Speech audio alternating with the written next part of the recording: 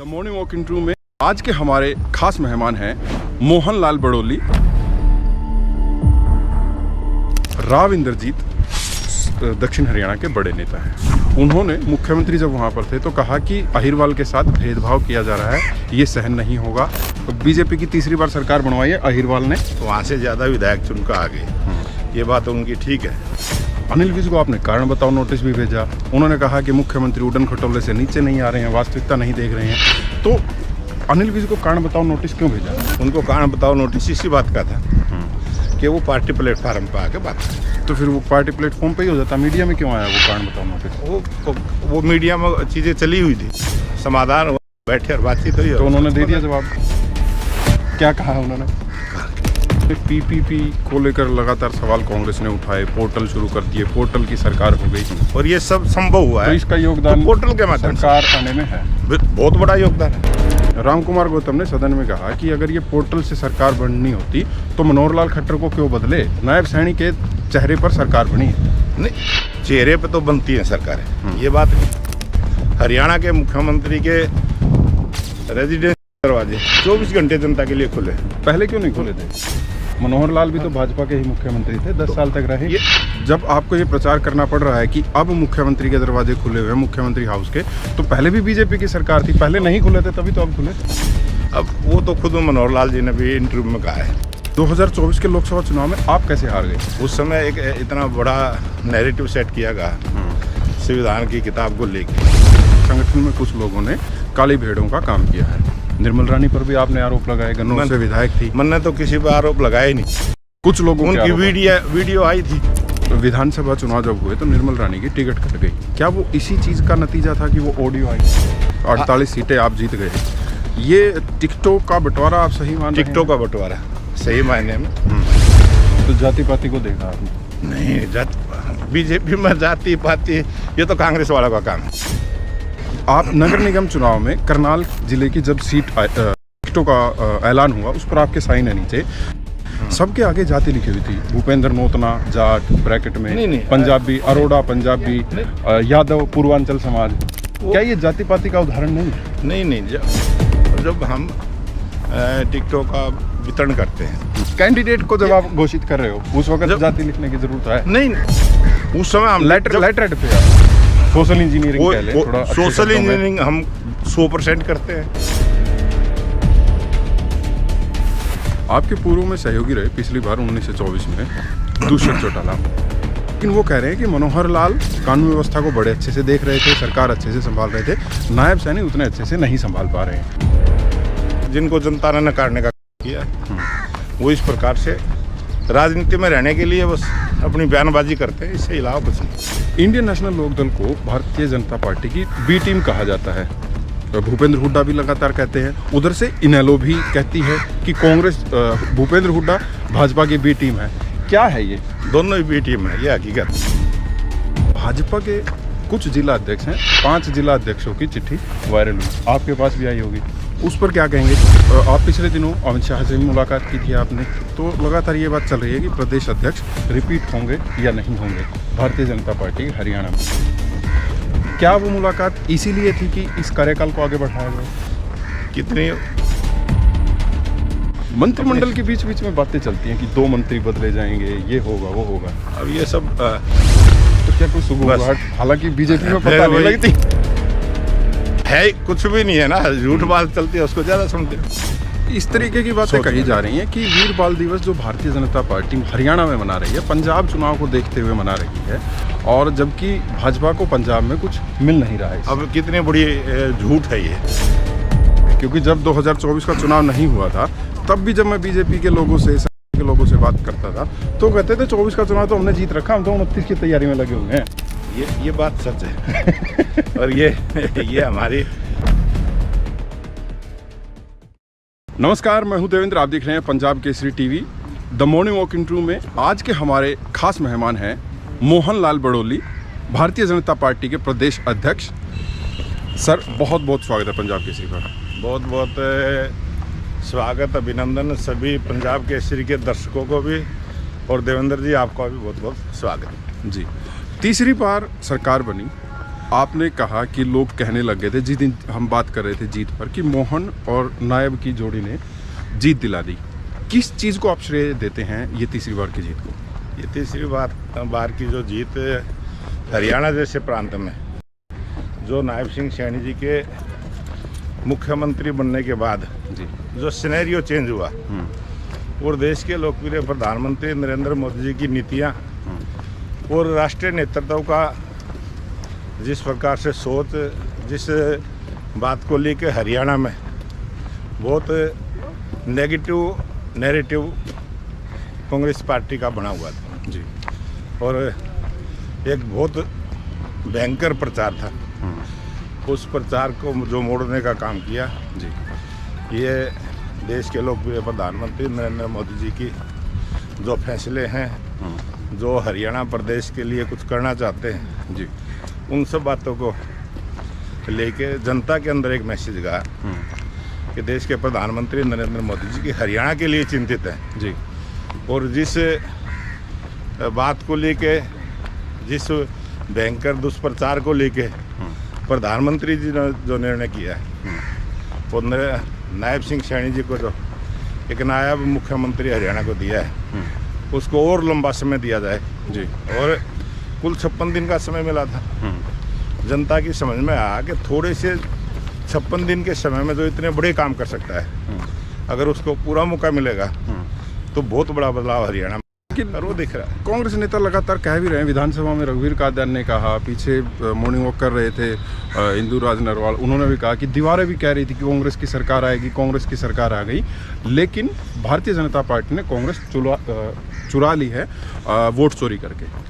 ये जो वोट चोरी है, तो वोट चोरी तो जब होती है जब वो सैनिकों के खिलाफ कांग्रेस बोलती है, और जब राहुल गांधी सैनिकों के खिलाफ बोलता है तो कांग्रेस की वोट चोरी होती है। जब वो गरीब कल्याण की योजनाएं नरेंद्र मोदी जी की सरकार जब गरीब के घर तक पहुंचाने का काम करती है, जब वो उनका विरोध करते हैं तब कांग्रेस की वोट चोरी होती है। जब भी देश के अंदर विकास के काम होते हैं और कांग्रेस के लीडर जो नेगेटिव सोच के साथ आंदोलन खड़ा करते हैं तब कांग्रेस की वोट चोरी होती है। और ये तो आम वोटर को पता है, आप साधारण से साधारण व्यक्ति को जाके पूछ सकते हैं कि जिस प्रकार से कांग्रेस पार्टी झूठ बोलती है और उस झूठ बोल के फिर सदन से वॉकआउट कर जाती है, वो अपनी बात पे टिकते नहीं। हरियाणा में कहावत है कि झूठ के पैर नहीं होते, और कांग्रेस झूठ बोलती है जी, उनकी किसी भी बात के पैर नहीं होते, उनको खुद को पैर नहीं है।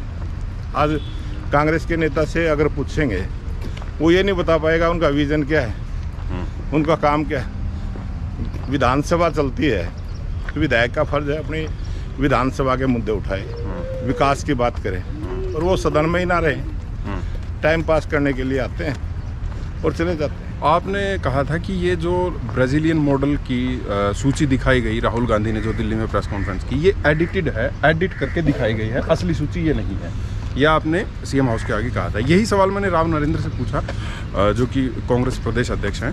उन्होंने कहा कि मोहनलाल बड़ौली हाँ नहीं भरेंगे जब राहुल गांधी ने नेता प्रतिपक्ष के तौर पे ये बात सदन में कही है और वो इतने बड़े पद में और झूठ नहीं बोलेंगे। झूठ नहीं बोलेंगे तो वो सूची दिखानी चाहिए और निर्वाचन आयोग की सूची को भी दिखाना चाहिए, और जो उनके आइडेंटिटी कार्ड जारी हुए हैं, जो मीडिया के बंधु उन घरों में गए हैं जिनका वो ब्राज़ील मूल की महिला का फोटो दिखाया गया है, और इतनी तो अकल भी होनी चाहिए, प्रेस में बोलने से पहले इतना सोचना भी चाहिए कि वो ब्राज़ील मूल की महिला कभी आई भी है कि नहीं, और उसने कहा मैं इंडिया में ही नहीं आई, जो इंडिया में नहीं आई हरियाणा में कहाँ से आ गई, तो ये बहुत बड़ी झूठ बोली। नहीं, ये तो इलेक्शन कमीशन पर आरोप लगा रहे हैं ना कि election commission Bharatiya Janata party के इशारे पे चल रहा है और इलेक्शन कमीशन को इस पर जवाब देना चाहिए। इलेक्शन कमीशन ने कुछ कहा नहीं अब तक। उस बूथ के ऊपर जैसे जैसे उन्होंने इंटरव्यू दिखाया और वो सूची दिखाई, और जब वो पत्रकार वहाँ पहुँचे तो वो सारे ओरिजिनल वोट थे, उनको खुद नहीं पता कि हमारे वोटर लिस्ट में किसका फोटो लगा है। उनके आइडेंटिटी कार्ड उन्होंने दिखाए, उनके फोटो थे खुद के। तो जो ये जीत हुई है आपकी, आप इसमें पीपीपी को लेकर लगातार सवाल कांग्रेस ने उठाए, पोर्टल शुरू कर दिए, पोर्टल की सरकार हो गई, जो पोर्टल ऑनलाइन डिजिटलाइजेशन किया, आप इसको मानते हैं कि इसका योगदान रहा? यही तो सबसे बड़ी खासियत है हमारी सरकार की, कि जो समाज का अंतिम व्यक्ति है, पोर्टल के माध्यम से उसको चक्कर नहीं काटने पड़ते, वो घर बैठ के अपने पोर्टल पर अपनी जानकारी डालता है जी, और सरकार तक वो जानकारी पहुंचती है और फिर सरकार उस गरीब के घर तक पहुंचती है। ठीक है, ये एक प्रक्रिया है और ये सब संभव हुआ तो है इसका योगदान तो पोर्टल के माध्यम से सरकार आने में है। बहुत बड़ा योगदान है। रामकुमार गौतम ने सदन में कहा कि अगर ये पोर्टल से सरकार बननी होती तो मनोहर लाल खट्टर को क्यों बदले, नायब सैनी के चेहरे पर सरकार बनी है। नहीं, चेहरे पे तो बनती है सरकारें, ये बात नहीं कि चेहरे पे नहीं बनती है, काम पे बनती है, उनके व्यवहार पे बनती हैं, लोगों से जिस प्रकार की कनेक्टिविटी होती है उससे बनती है। आज हरियाणा के 3 करोड़ लोग जो रहते हैं हरियाणा में, वो तो नायब सिंह सैनी को चाहते ही चाहते हैं। देश के किसी भी प्रांत में जाते हैं, कहीं भी जाते हैं, सब लोग चाहते हैं कि किस प्रकार से एक राजा का जुड़ाव जनता के साथ है, किस प्रकार से हरियाणा के मुख्यमंत्री के रेजिडेंस के दरवाजे 24 घंटे जनता के लिए खुले हैं। पहले क्यों नहीं खुले थे? मनोहर लाल भी तो भाजपा के ही मुख्यमंत्री थे, 10 साल तक रहे। जब आपको ये प्रचार करना पड़ रहा है कि अब मुख्यमंत्री के दरवाजे खुले हुए, मुख्यमंत्री हाउस के, तो पहले भी बीजेपी की सरकार थी, पहले नहीं खुले थे, तभी तो अब खुले। अब वो तो खुद मनोहर लाल जी ने भी इंटरव्यू में कहा है कि वो लोगों से नहीं मिल पाते थे, लोगों से मिलने के काम को पूरा किया नायब सिंह सैनी। ठीक है, और वो बात जनता भी कहती है, वो खुद भी कहते हैं। उन्होंने जिस प्रकार से नायब सिंह सैनी का मिलना जुलना जनता से रहता है, उनका वो स्टाइल नहीं था। ठीक है, वो थोड़ा गैप था। सबका अपना स्टाइल, स्वभाव। हाँ, वो सबका अपना स्वभाव होता है, उनके स्वभाव में ऐसा नहीं था। और नायब सिंह सारे काम अच्छे चल रहे थे, 10 साल तक भाजपा की सरकार थी, काम भी बहुत अच्छे हो रहे थे, नौकरियां भी आप कह रहे हैं बिना पर्ची खर्ची भारतीय जनता पार्टी लगातार कह रही है। 2024 के लोकसभा चुनाव में आप कैसे हार गए? ये जो आपने अभी कहा था ना, कांग्रेस के जो नेता हैं वो कह रहे हैं दीवार भी बोल रही थी। वो जो दीवारें बोलती है ना, सबके कान होते हैं, दीवारों के भी कान होते हैं। वो जो बोल रहे थे वो एक भ्रम ऐसा कर दिया। और मनोहर लाल जी के सरकार के काम की किसी ने बुराई नहीं की, किसी भी सरकार के काम की। मनोहर लाल जी ने जो काम किए थे उनका बहुत बड़ा योगदान है सरकार तीसरी बार आने में, लेकिन उनके नाम का ऐसा वो कर दिया। वो जो जनता के अंदर मैसेज था, जनता ये चाहती है कि मुख्यमंत्री से 1-to-1 बात हो। ठीक है, जो 1-to-1 बात होने की बात काम था वो नायब जी ने पूरा किया। ठीक है, उस गैप को भर दिया और गैप को भरने के बाद सरकार ने काम तो अच्छे कर ही रखे थे। ठीक है, उसका प्रभाव रहा। और तो जो आप कैसे आपने लोकसभा की बात करी है, उस समय एक इतना बड़ा नैरेटिव सेट किया गया संविधान की किताब को लेके कि संविधान बदलने के, और जो नारा चेस्ट पार का था, वो जनता तक अपनी बात पहुंचाने में जिस वर्ग के मन को वो बात पहुंचाना चाहते थे, वो उस वर्ग तक पहुंचे। उस वर्ग में बहुत बड़ा कैंपेन उन्होंने चलाया। उनके आदमी उन घरों में जाके उनका माइंड वॉश करते रहे और वो उस बहकावे में आ गए। और जैसे जैसे विधानसभा का चुनाव हुआ है और राहुल गांधी जी विदेश गए, इंग्लैंड में जाके उन्होंने भाषण दिया, मीडिया के सामने दिया था, और उसकी करनी कथनी में अंतर, और वहाँ जाके उसके मुख से सच्चाई निकली। तब जो ऐसी समाज के लोग थे उनके दिमाग में बात आई कि ये तो झूठ बोल रहा था। ठीक है, ये जो झूठ बोल रहा था, तो विधानसभा तक उनको यकीन हो गया कि उनको यकीन हो गया और उनको और नायब सिंह सैनी में ही अपने सुरक्षित महसूस हुई। ठीक है, कि नायब सिंह सैनी जो है उनके जब 24 हारे तो उसके बाद आपने ही कहा था कि संगठन में कुछ लोगों ने काली भेड़ों का काम किया है। निर्मल रानी पर भी आपने आरोप लगाए, गन्नौर से विधायक थी। मैंने तो किसी पर आरोप लगाया ही नहीं, कुछ लोगों उनकी वीडियो आई थी। अच्छा, वीडियो जनता ने देखे, मैंने कभी ऑडियो भी आई थी। किसी का भी नाम लेके कभी आरोप नहीं लगाए, ना मेरे स्वभाव में। ठीक है, आपने नहीं लगाए लेकिन लगे आरोप, मीडिया में चलता रहा, मीडिया में चलता रहा। मैंने तो ये बयान जरूर दिया था, हम पता करेंगे ये असली है या नकली है ना। ठीक है, जो उनके नाम लेके जिस प्रकार से वो वीडियो चलाई गई थी, बस इतनी सी बात जी। निर्मल रानी की विधानसभा चुनाव जब हुए तो निर्मल रानी की टिकट कट गई, क्या वो इसी चीज़ का नतीजा था कि वो ऑडियो आई? नहीं, टिकट कटने का तो ऑडियो का क्या है, जिसको टिकट दिया वो कौन सा लोकसभा में हमारे साथ विरोध हुआ देवेंद्र था। को। वो तो पूरा परिवार ही खिलाफत कर रहा था। तब भी हमने तो किसी बात का नहीं, हमारे राष्ट्रीय नेतृत्व ने उनको टिकट दे दिया तो उनके लिए तो काम किस आधार पे हुआ ये? 48 सीटें आप जीत गए, ये टिकटों का बंटवारा आप सही मान रहे हैं? टिकटों का बंटवारा सही मायने में। और ये तो हमारी उम्मीद थी कि 55 तक हम पहुंचेंगे।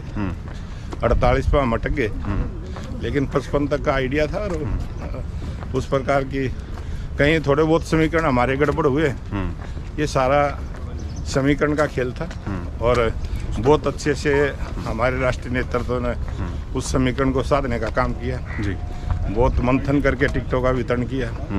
और जो चुनाव कैंपेन चलाया, भारतीय जनता पार्टी के तमाम कार्यकर्ता एकजुट होकर लगे और उसी का परिणाम है कि वो सब, क्योंकि लोकसभा में जैसे 5-5 पे हम रहे थे और कार्यकर्ताओं के मन में था अगर हमारी सरकार को चुक होगी तो हरियाणा के हित में नहीं होगा, इसलिए सबने काम किया, मेहनत से काम किया। तो जाति पाति को देखा आपने? नहीं, बीजेपी में जाति पाति ये तो कांग्रेस वालों का काम है। लेकिन आरोप लगते हैं कि भाजपा जाति पाति का राजनीति करती है। 36 बिरादरी की राजनीति करती है भारतीय जनता पार्टी करती है। और देश के प्रधानमंत्री नरेंद्र मोदी ने लाल किले से कहा, कांग्रेस वालों ने क्यों नहीं कहा कि मेरी सरकार, मोदी जी की सरकार 4 वर्गों को समर्पित सरकार है, गरीब को समर्पित सरकार है, गरीब सब जातियों। आप कह रहे हैं जाति पाति बीजेपी में है ही नहीं। आप नगर निगम चुनाव में करनाल जिले की जब सीट टिकटों का ऐलान हुआ, उस पर आपके साइन है नीचे। जो वार्डों के 30-32 वार्ड हैं, सबके आगे जाति लिखी हुई थी। भूपेंद्र नोतना जाट ब्रैकेट में, नहीं, पंजाबी अरोड़ा पंजाबी, यादव पूर्वांचल समाज। क्या ये जाति पाति का उदाहरण नहीं? नहीं, जब हम टिकटों का वितरण करते हैं तो हम ये देखते हैं कि सभी जातियों का समन्वय हो। ठीक है। और जब हम लिस्ट जारी करते हैं तब कोई भी जाति लिखते नहीं। उसमें लिखी हुई है, मेरे पास है अभी। नहीं, वो आपके पास है तो वो कॉपी जो हम इंटरनली काम करते हैं, कि जब कोई रिपोर्ट प्रस्तुत करते हैं तो हमने बताना पड़ता है किस प्रकार से वितरण किया है। कोई समाज छूट तो नहीं गया है। बहुत सारे समाज हरियाणा में भी ऐसे हैं जिनकी 1% वोट भी नहीं है, उनकी 1% वोटों की भागीदारी नहीं है। अगर वो छूट गए तो फिर सबका साथ, सबका विकास, सबका प्रयास, सबके विश्वास के साथ कैसे आगे बढ़ेंगे? कैंडिडेट को जब आप घोषित कर रहे हो उस वक्त जाति लिखने की जरूरत है? नहीं, उस समय हम लेटर पे आपकी जब डिक्लेयर करते तब बिल्कुल नहीं करते। उससे पहले जब सूची बनती है, जहाँ हमने दिखानी होती है सूची, तब हम जरूर जानकारी के लिए लिखते हैं। थोड़ा जातीय समीकरण को साधने के लिए नहीं, वो सोशल इंजीनियरिंग कह लें, थोड़ा सोशल इंजीनियरिंग हम 100% करते हैं और हम ये प्रयास करते हैं कोई भी जाति छूटे ना। चलिए, जयंतियाँ बहुत मना रहे हैं आजकल आप, पिछले लंबे वक्त से चल रही है, अलग अलग समाज के जो गुरु रहे हैं, ये स्ट्रेटजी है? ये बिल्कुल हमारे देश का संस्कार है, सामाजिक समरसता है जी। और यही हरियाणा की खूबसूरती है, यही भारत की खूबसूरती है कि जो जितने भी समाज हैं और उनके महापुरुष हैं जिनकी वो मानते हैं, जो उनके सम्मान में है, उनको पता है कि ये हमारे महापुरुष हैं, तो उन महापुरुषों की जयंतियाँ मनाना ये अच्छी बात है जी। तो जिससे लगता है कि भैया सबका सम्मान हो रहा है, सरकार सबके लिए काम करे, वही सरकार अच्छी है। भाजपा में डिसिप्लिन की बड़ी बात होती है कि कार्यकर्ता अनुशासित है, संगठन के तौर पर काम करते हैं और ये नतीजा दिख भी रहा है, तीसरी बार सरकार बनी।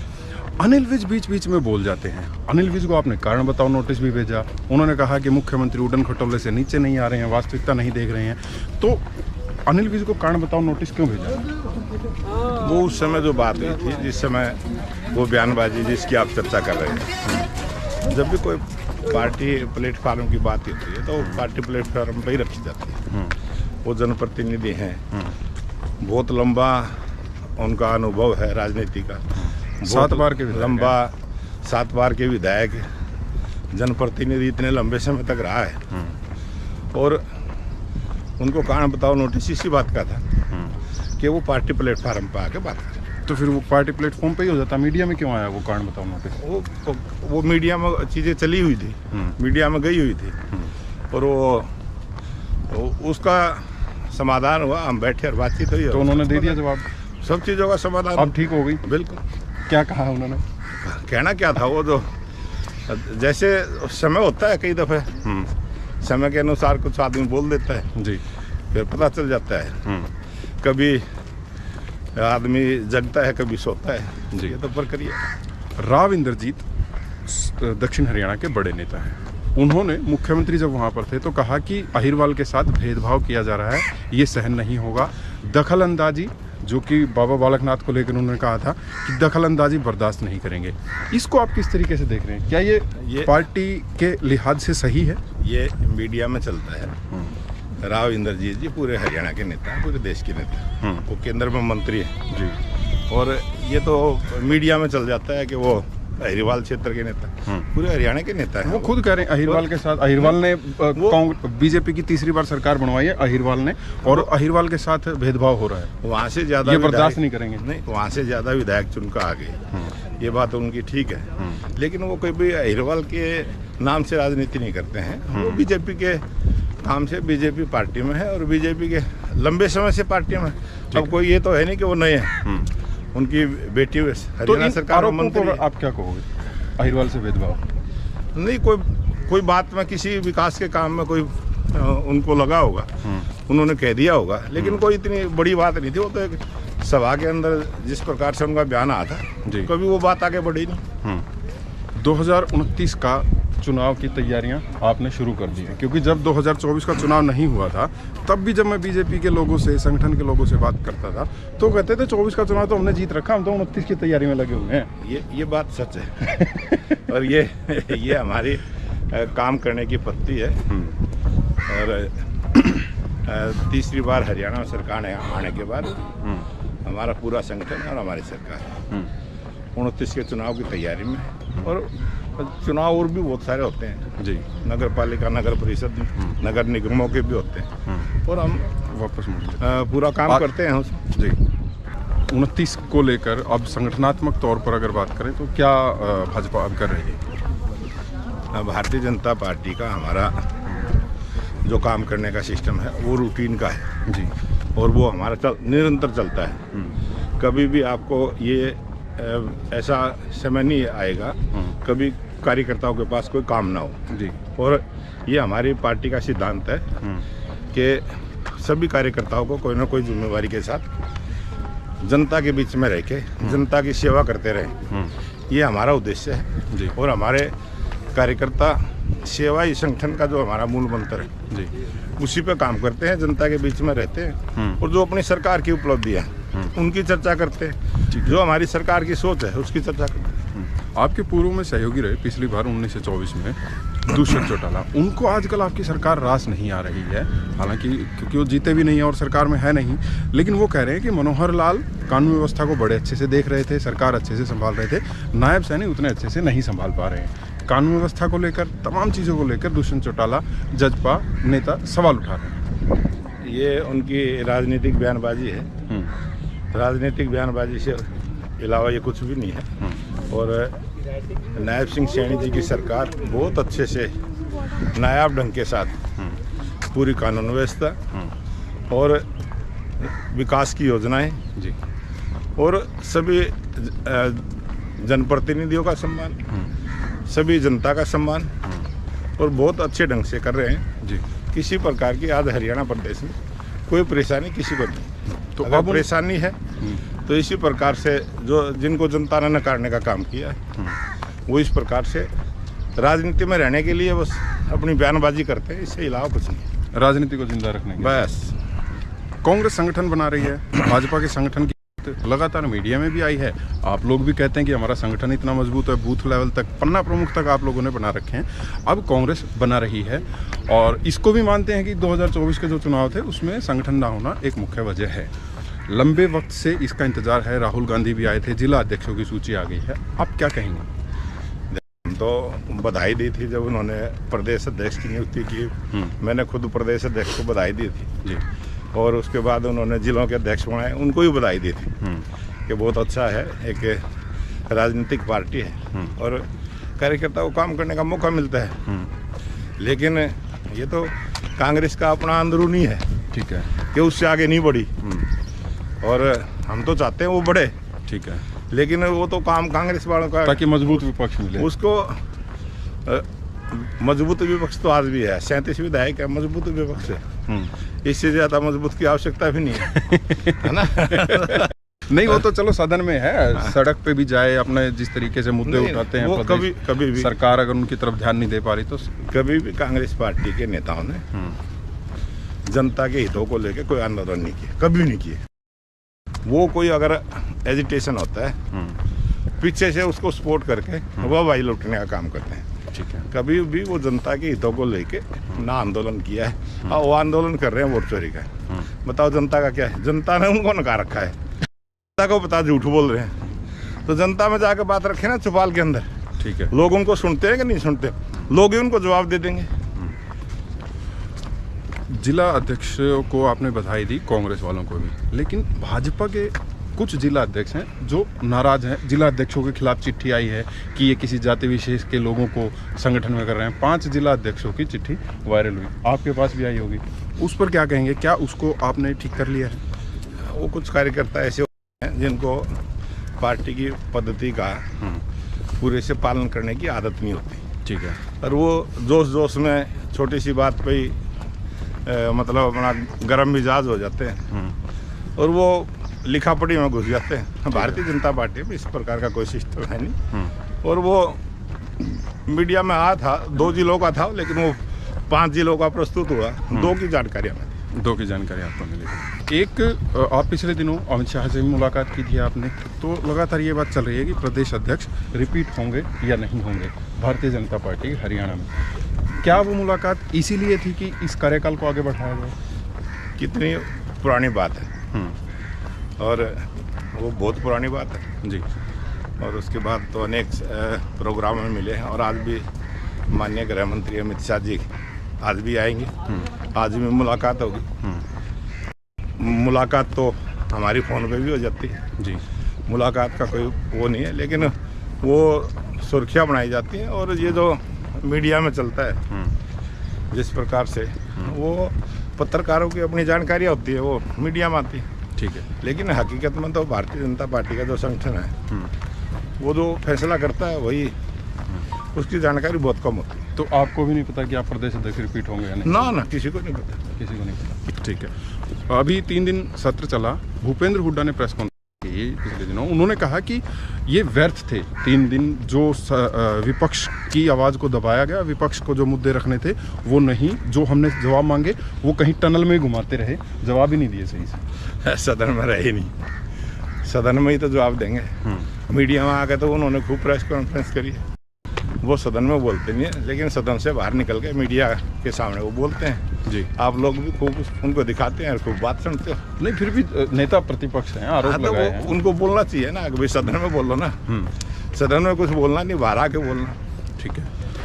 इंडियन नेशनल लोकदल को भारतीय जनता पार्टी की बी टीम कहा जाता है। भूपेंद्र हुड्डा भी लगातार कहते हैं, उधर से इनेलो भी कहती है कि कांग्रेस भूपेंद्र हुड्डा भाजपा की बी टीम है। क्या है ये? दोनों ही बी टीम है, ये हकीकत है। दोनों ही है और दोनों ने मान लेना चाहिए, दोनों ही बी टीम है। जब तक 2 टीम नहीं होंगी कैसे शासन व्यवस्था चलेगी? दोनों ही बी टीम है, दोनों विपक्ष में। ठीक है। विपक्ष वाली बी टीम है या साथ वाली विपक्ष वाली बी टीम? तो विपक्ष वाली ही होती है और वो ठीक बात है, बिल्कुल सही बात नहीं, जो भाव उनका होता है वो तो ये होता है ना कि ये इनकी मदद कर रहे हैं। हुड्डा कहते हैं कि इनेलो बीजेपी की मदद कर रही है, इनेलो कहती है कि हुड्डा बीजेपी की मदद कर रहे हैं। देखो, बी टीम का तो मतलब यही होता है ना, विपक्ष की टीम है और बी टीम दोनों है। ठीक है।